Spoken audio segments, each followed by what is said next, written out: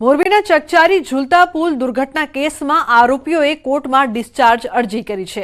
આરોપીઓએ પોતાને નિર્દોષ ગણાવીને જેલમાંથી છુટકારો આપવા કોર્ટમાં ગુહાર લગાવી છે। આ ડિસ્ચાર્જ અરજી મામલે ટ્રેજેડી વિક્ટિમ એસોસિએશન કોર્ટમાં જવાબ રજૂ કર્યો। આરોપીઓને નિર્દોષ ન છોડી મૂકવા તેમજ જેલમાંથી ડિસ્ચાર્જ ન કરવા એસોસિએશને રજૂઆત કરી।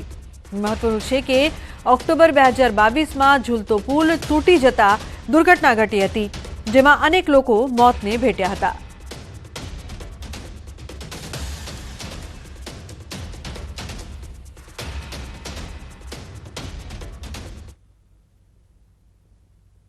કે જ્યારે કોર્ટ પાસે પૂરતો પ્રાઇમા ફેસી એવિડન્સ પર્યાપ્ત હોય ત્યારે કોઈ પણ સંજોગોમાં હાઈકોર્ટ તથા સુપ્રીમ કોર્ટની માર્ગદર્શન સિદ્ધાંતોને અનુસરીને કોઈ પણ આરોપીને જે ગુનાની અંદર નિર્દોષ છોડવો ન જોઈએ અને ડિસ્ચાર્જ કરવો ન જોઈએ એવો અમે આજ લેખિત જવાબ રજૂ કરેલ છે।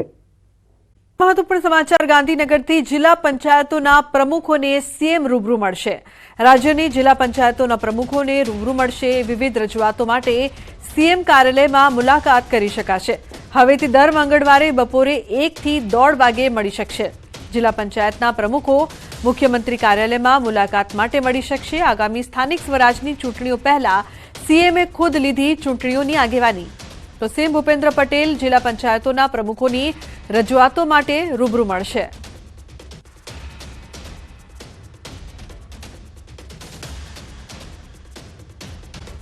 મહત્વપૂર્ણ સમાચારની જો વાત કરીએ તો દીવમાં સસ્પેન્ડેડ પોલીસ કર્મી પર છેડતીનો આરોપ। સસ્પેન્ડેડ પોલીસ કર્મી સહિત 3 લોકો સામે છેડતીનો આરોપ। માંડવી ચેકપોસ્ટ નજીક મોપેડ ચાલક યુવતીની છેડતીનો આરોપ છે। સસ્પેન્ડેડ પોલીસ કર્મીને લોકોએ પકડીને પોલીસ હવાલે કર્યો।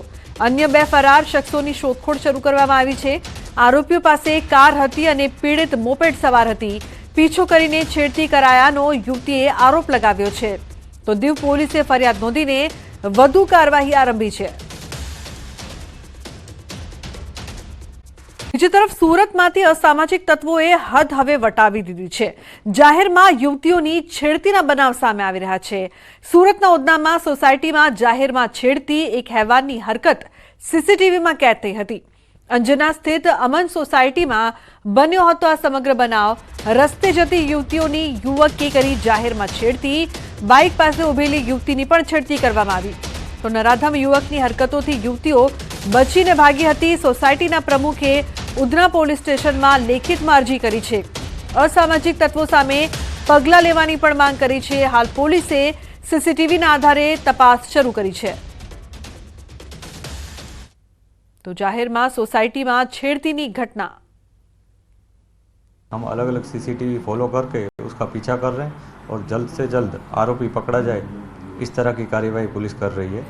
इस घटना में जो विक्टिम है उनके पेरेंट्स को भी पुलिस ने कांटेक्ट किया है और जो सोसाइटी के प्रमुख हैं जो चेयरमैन है उनका भी पुलिस ने कांटेक्ट किया है और वो भी अपनी जो कानूनी तौर पे जो प्रक्रिया है उसमें हमको सपोर्ट करें। तो सूरत में असामाजिक तत्वों तो बेफाम बनी रहा है, परंतु महिलाओं केटली सुरक्षित असामाजिक तत्वों ने केम पुलिस नो डर नहीं सूरत में ते मोटो सवाल ही उपस्थित थई रह्यो छे। जाहिर में युवतीनी छेड़ती करवामां आवी, आवारा तत्वों केम बेफाम बन्या छे ते सवाल पण सूरत पुलिस ने लोको पूछी रह्या छे। आरोपीओना सरघस काढवा छतां डरनो माहोल नथी ए वात अहीं स्पष्टपणे सीसीटीवी में जोवा मळी रही छे।